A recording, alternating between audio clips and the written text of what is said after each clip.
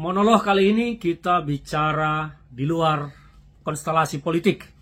Kita kali ini mau bicara tentang niat, rencana pemerintah yang masih diinisiasi oleh pemerintahan Jokowi di penghujung pemerintahannya ini. Saya tidak mengerti apakah memang ini adalah inisiasi Jokowi secara pribadi atau justru adalah rancangan dari Prabowo Subianto sebagai presiden terpilih yang dititipkan kepada Jokowi di akhir pemerintahannya, karena Pak Jokowi menurut pemikiran sebagian orang masih sangat diterima oleh publik kebijakannya, apapun itu, meskipun kebijakan itu menyakiti, menyusahkan rakyat, tapi masih diterima oleh masyarakat bawah karena mereka berharap-harap bansos. Ini bukan tentang politik, tapi saya mau bicara tentang sebuah realita, apa yang akan terjadi gambaran ke depan ini.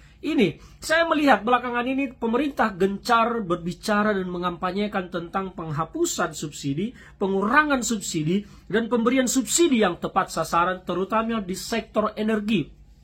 Padahal saat ini kalau kita bicara tentang sektor energi ini adalah sesuatu yang sangat besar. Kita memiliki sumber daya energi yang sangat besar, tetapi sayangnya kita tidak mendapat sesuatu nilai plus, nilai positif dari besarnya sumber daya energi yang kita miliki. Kita memiliki minyak, kita memiliki gas, kita memiliki sumber-sumber nuklir, kita memiliki sumber mineral lainnya, nikel, timah, tembaga, emas, perak, dan lain-lain. Tetapi sumber energi ini semua seperti tidak menjadi berkah bagi Indonesia, tetapi menjadi malapetaka. Karena alam kita rusak.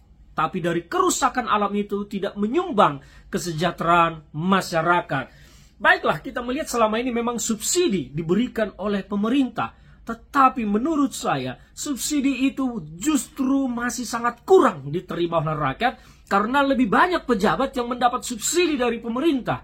Kalau kita melihat pejabat, tunjangan kinerja ASN, uang perjalanan, segala macam. Wow, amazing, luar biasa. Tetapi rakyat, saya tidak tahu mereka kenapa hanya dapat sebagian kecil dari apa yang seharusnya didapat oleh rakyat bangsa kita.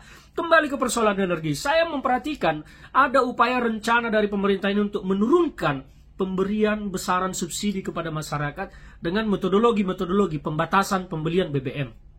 Ini tentu akan menyulitkan masyarakat dan menambah daftar antrian masalah di tengah masyarakat. Karena apa? Orang akan antri berpanjang-panjang di stasiun pengisian bahan bakar umum atau SPBU. Karena mereka akan berusaha mendaftar untuk mendapatkan membeli Pertalite. Itu pun pembeliannya dibatasi. Mungkin akan di bawah 20 liter per hari satu kendaraan untuk mobil. Dan ini adalah sebuah malapetaka bagi bangsa kita. Karena BBM ini adalah motor roda penggerak. Dan ini salah satunya akan dikurangi subsidi. Begitu juga dengan LPG 3 kg yang selama ini didapat oleh masyarakat kecil. Kita melihat memang banyak penyimpangan yang terjadi di sektor subsidi. Tetapi penyimpangan ini bukan kesalahan masyarakat. Penyimpangan ini justru adalah kesalahan pemerintah. Pemerintahlah yang salah, yang tidak melakukan pengawasan secara benar dan tidak melakukan kebijakan secara benar untuk menyalurkan subsidi ini tepat sasaran. Seandainya subsidi disalurkan tepat sasaran, tidak ada masalah. Saya sekitar tahun 2015 sudah pernah mengusulkan kepada pemerintah untuk menyalurkan subsidi tepat sasaran itu berbasis data angka kemiskinan. Supaya hanya orang-orang miskin yang berhak mendapat subsidi yang lebih tinggi. Masyarakat golongan menengah tetap berhak mendapat subsidi tapi dengan nilai yang lebih kecil, yang tidak sebanding setara sama dengan masyarakat miskin lainnya. Ini adalah usulan saya 2015 lalu kepada pemerintahan Jokowi, tetapi tidak pernah terlaksana. Yang ada terus menumpuk subsidi, yang justru subsidi ini terlihat dipelihara untuk dikorupsi. Saya mendengar pernyataan dari Komisi 7 kemarin bahwa katanya LPG 3 kg itu disubsidi hampir 11.000 per kilogram. Sangat tidak masuk akal bagi saya.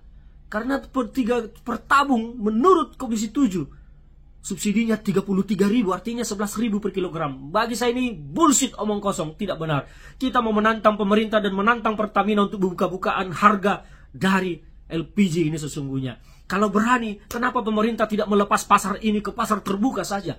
Biarkan swasta-swasta mengimpor BBM-nya secara bebas, secara luas. Biarkan swasta-swasta juga mengimpor LPG. Maka kita akan melihat persaingan harga. Dan saya yakin 5 juta % akan lebih murah harga swasta daripada harga Pertamina dan harga pemerintah. Pemerintah berani? Kalau Anda pemerintah berani, bukalah pasar ini secara terbuka. Pasar bahan bakar minyak dan gas. Maka saya percaya harga swasta akan jauh lebih murah dari harga pemerintah sekarang. Jadi rakyat ini jangan dibohongi terus oleh pemerintah. Jangan karena ambisi proyek tertentu kemudian rakyat yang dikorbankan, hak rakyat menjadi dikurangi. Ini yang tidak boleh. Ini yang saya protes keras kepada pemerintah. Saya akan menantang pemerintah dan Pertamina buka-bukaan harga BBM dan harga LPG, biaya produksinya. Kalian jangan membohongi rakyat ini dengan berkata-kata nilai subsidi sekian, padahal itu tidak faktual.